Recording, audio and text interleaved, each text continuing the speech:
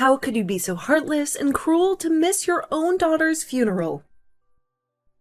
The funeral of the precious child you brought into this world with so much love and hope. Georgia? Is that really you? I can't believe it. I haven't heard from you in years. You can despise me and curse me all you want, but I can't stand by and watch you neglecting your own flesh and blood. The little girl who looked so much like you. Hold on a second.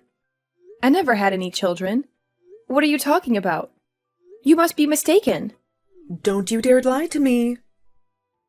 I pity Julia, who died at the tender age of only 5.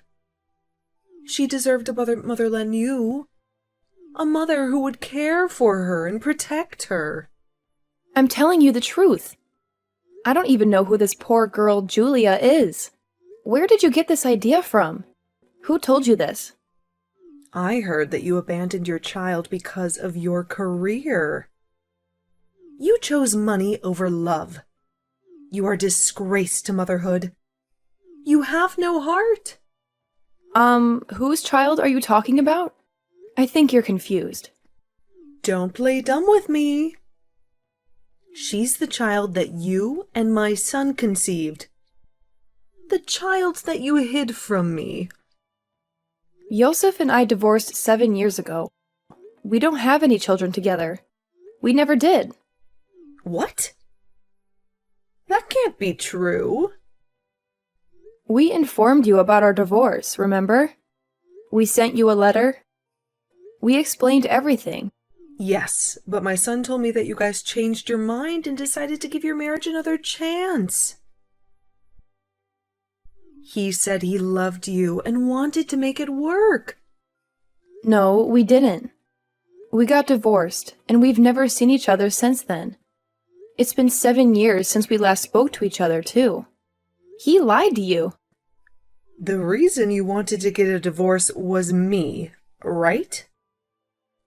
Because you hated me? I heard that you two made a deal to get back together on the condition that I never interfere with your lives again. That you would cut me off completely. What kind of nonsense is that? That's not true at all. So I respected your wishes and decided not to contact you anymore. But when I found out that you skipped your own daughter's funeral, I couldn't just keep quiet. That's why I texted you. I had to confront you. I've never hated you, Georgia. You're my former mother-in-law. I always tried to get along with you. I see. Then is it true that you and my son got divorced? If you still have any doubts, I can show you a copy of the divorce certificate. No, I believe you. Now that I think about it, you're not the kind of person who would leave her own child with me, expressing any gratitude or ever coming to pick her up herself. You always seemed responsible and caring. Then who is the mother of the child named Julia? I have no idea. She was nowhere to be seen at the funeral. She left her daughter with me and never came back. She never even called or wrote. I don't know her name or where she lives. I don't know anything about her. By the way, what was the cause of her death? How did it happen? A car accident? Yosef says she suddenly slipped out of his hand and ran onto the road. He tried to chase her, but it was too late. A speeding truck hit her and she died on the spot. That's horrible. I can't imagine how you must feel. I'm so sorry for your loss. Julia was a sweet girl and would always obey us, never giving us any trouble. Most kids around her age are more rebellious, I hear. But she was different. She was always polite and respectful. She was a bright girl. I remember when I met her the first time. She greeted me with a smile and gave me a hug. She was so adorable. I was looking forward to seeing her grow up and go to school. I wanted to teach her how to read and write. I wanted to see her make friends and have fun. But would such a well-mannered child run out onto the street without any reason? That doesn't make sense to me. Was there something that caught her attention? She may be smart, but she was only 5 years old. Maybe she saw a beautiful flower. She loved flowers, you know. She would always pick them and give them to me. She liked flowers? That's interesting. I didn't know that. Yeah, she seemed to know more about them than I did. It looked like she was studying the flower meanings, too. She would tell me what each flower symbolized and what message it conveyed. Actually, I have some knowledge about flowers, too. I used to work as a florist before I became a journalist. What kind of flowers did Julia like? Clovers, lobellas, carnations, hydrangeas. She said her favorite was the black lily. She said it was the most mysterious and elegant flower. That's a very unusual choice for a child. Black lilies are rare and expensive. They also have a dark meaning. They symbolize death and rebirth. What's wrong? You look pale. Is something bothering you? Nothing. It's just a coincidence. Were there any other things about her that were peculiar? Anything that stood out to you? There was something weird about the way she walked. I tried to correct it over and over, but she couldn't. She would always drag her left foot behind her, as if it was heavier than the other. Why would you ask such a thing? Do you suspect something? These things about the girl bother me, including her favorite flowers. They don't add up.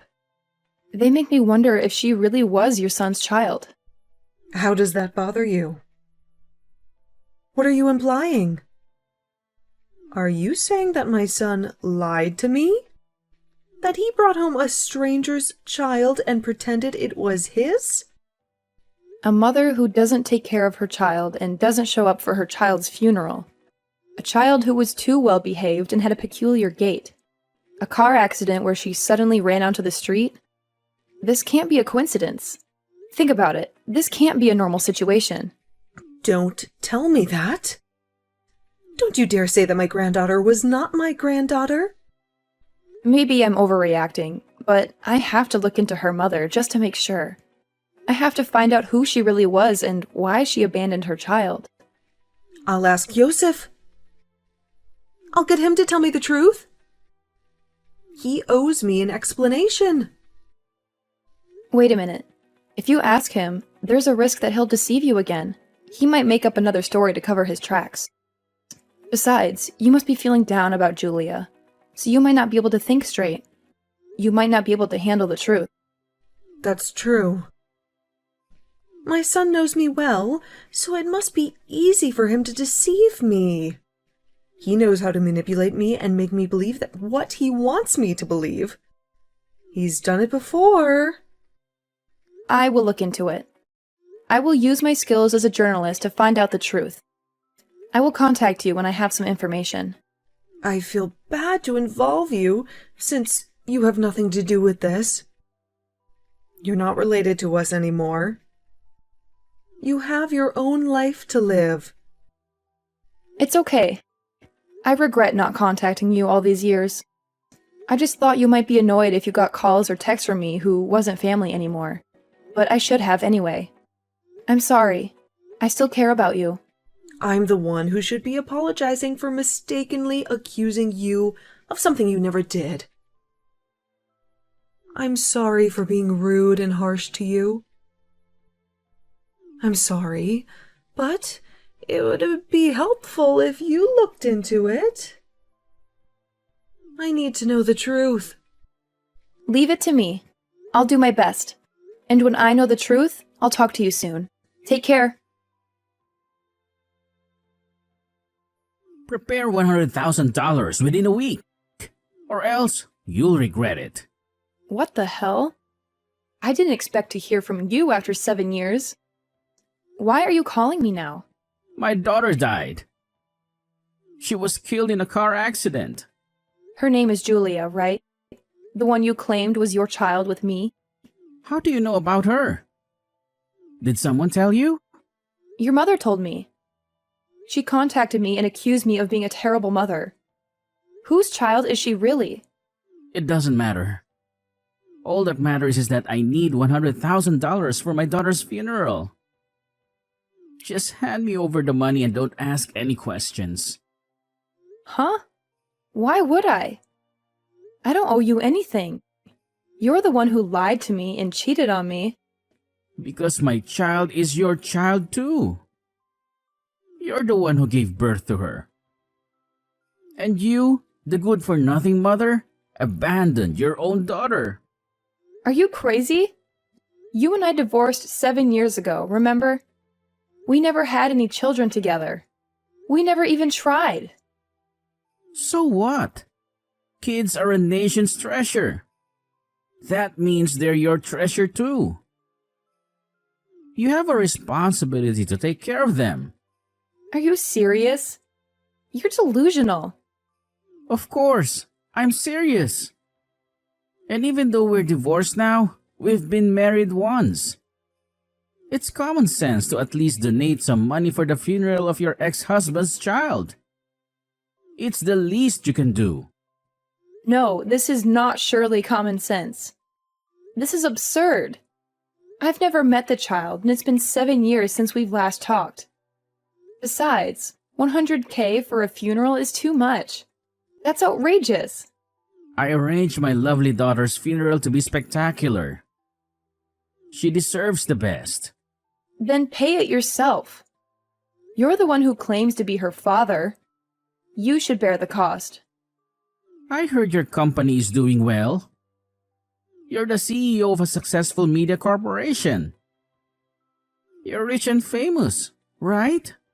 Why would you bring up my company all of a sudden? What does it have to do with anything? $100,000 is nothing to you. Just enough for an allowance for a kid, right? You can spare that much. No, of course not. That's a lot of money. I worked hard to earn it. And of course, I'm not going to give it to you. If people find out that you won't even pay a penny for your child's funeral, even though you're a company CEO, what do you think would happen? How do you think they would react? Are you threatening me? I've never had a daughter. Most people don't know that. They're all idiots who believe what they read on the internet. And I'm going to make sure they read what I want them to read. That's slander. You can't do that, and you have no proof. You can sue me all you want, but you can't stop your bad reputation from spreading. You can't stop the public from hating you. Oh, no, you wouldn't dare. I'll give you 3 days to prepare the money. I'll meet you at West Park 3 p.m. Be sure to bring $100,000. And don't try to trick me or run away. You want me to hand it over in person? That's right. I want to see your face when you give me the money. There is no way I can carry that much money. It's too heavy and risky. Put it in a suitcase or something. Make it look like you're going on a trip. If you don't show up, you know what I'll do, right? I'll ruin your life. Be sure to come. Hey, it's time. Why aren't you here yet? Where the hell are you? Don't tell me you're not coming. No way I'm going. I'm not falling for your trap. I'm not giving you a single cent. You've got to be kidding me. You can't do this to me. How dare you break your promise? Why should I pay for someone else's daughter's funeral when I'm not even close to them? I guess you don't mind losing your company then. Wait a minute. There is someone I want to invite to our chat. Someone who knows the truth and can prove you wrong. Huh? Who are you talking about? What are you up to? You deceive me, you idiot son? How dare you lie to me for 7 years? Mom! What are you doing here? I invited your mother to show her how pathetic you've become. How you've been living a life of lies and crimes. Damn it, Monica! You bitch! How could you do this to me? I heard the reason you guys got divorced was because you had an affair. You betrayed Monica, who was such a wonderful wife to you. You broke her heart and mine. Oh crap! I told you not to tell, Mom! That's because you're always lying to her. You're always lying to everyone. You don't care about anyone but yourself. I can't believe you cheated on Monica, who was such a loyal and loving partner to you.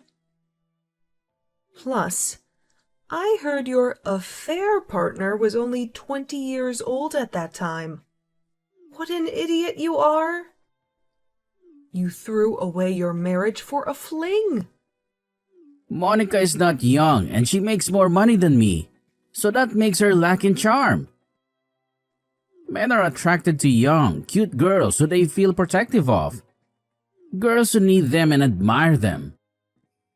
I thought I gave birth to a human being, but I guess he turned out to be a beast living on instinct alone. You have no morals, no values, no conscience. I don't care about the fear anymore. The problem here is that you lied to your mother about our divorce. Explain why you lied to her. Genevieve got pregnant, so I had no choice but to pretend it was you who got pregnant. Genevieve is the girl you had an affair when you were married to me, right? The girl you left me for? You could have just told your mom you were remarrying her because she got pregnant.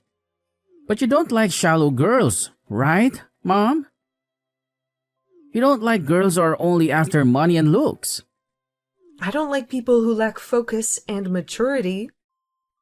See? Genevieve has 7 piercings. She's got a lip-to-ear chain. She even has big tattoos on her body. You would never allow me to get married to a girl like that. You would never accept her as your daughter-in-law. I would have told you to take responsibility if I knew she was pregnant with your child. No matter what kind of looks that girl had, I would have supported you and your child. That's a lie. You would have definitely been against it. But there's no reason to lie that Julia was the child between you and Monica. There's no reason to use Monica's name and reputation to deceive me. Well, Genevieve gave birth, but never took care of her. She ran away and left me with a baby. She said she didn't want to be a mother. What? Then why didn't you take care of her? There is no way I can take care of a kid. I don't have the money, the time, or the patience. She's your daughter, you know. All I could do as a father was to ask Mom to take care of her. I thought Mom would happily agree to take care of her if I told her she was Monica's child. It's true that I was willing to help out Monica by taking care of Julia as much as possible. But I can't believe you lied and used my kindness to your convenience. I'm sorry, but I'm devastated that I lost my daughter. So stop blaming me so much. Stop acting like the tragic father. You're making me sick. Why would you say such things? Your mother had me realize you were lying. So I hired a detective to look into everything to find out the truth. What did you find out? What did he tell you? You murdered your own daughter. You killed her in cold blood. No way.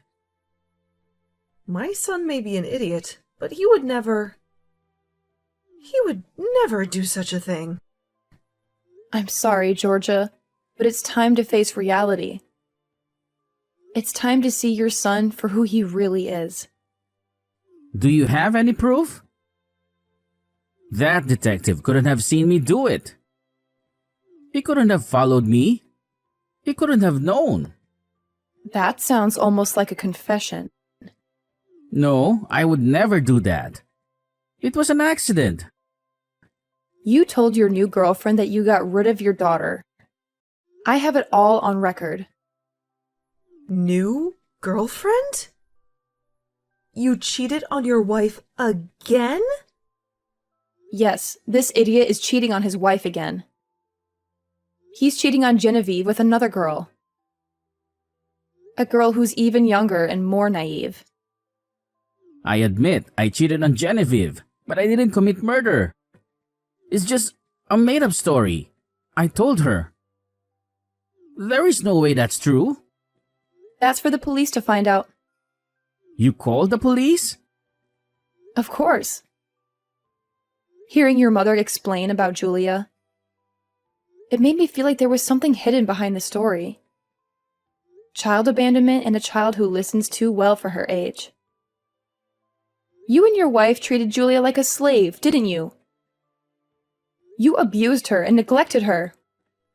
Come to think of it, she was much skinnier than the other kids around her age. I thought it was just an individual difference. But maybe she was starving and malnourished. Are you kidding me? There's no way we were treating her like a slave. She just had a small appetite and was smarter than other kids. She didn't need much food or attention. If the parents discipline their children well enough, surely they will learn to listen to adults. But no kid can grow up to be like that without any proper parenting, unless they were threatened in any way. You've never raised a child, so what do you know? You don't know anything about parenting. You're right. I've never raised a kid, but I've been a kid once. I know how it feels to be a child. Stop talking nonsense. Georgia, did you ever see any bruises or scars on Julia?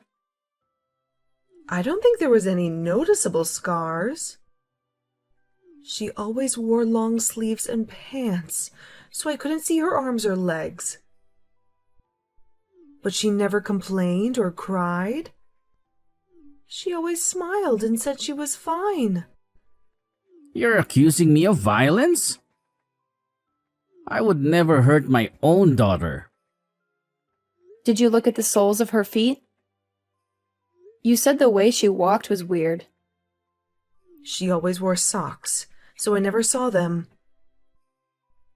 But when I saw them after she passed away, they were covered in bruises and scratches.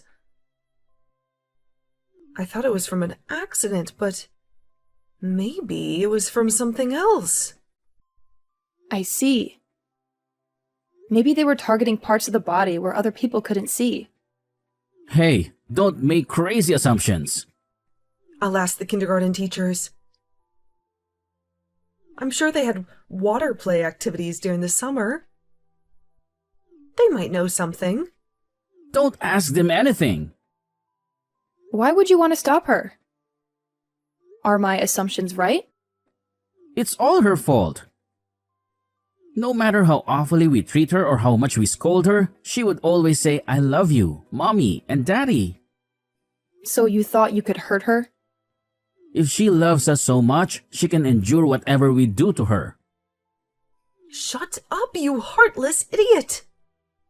What? What did you say?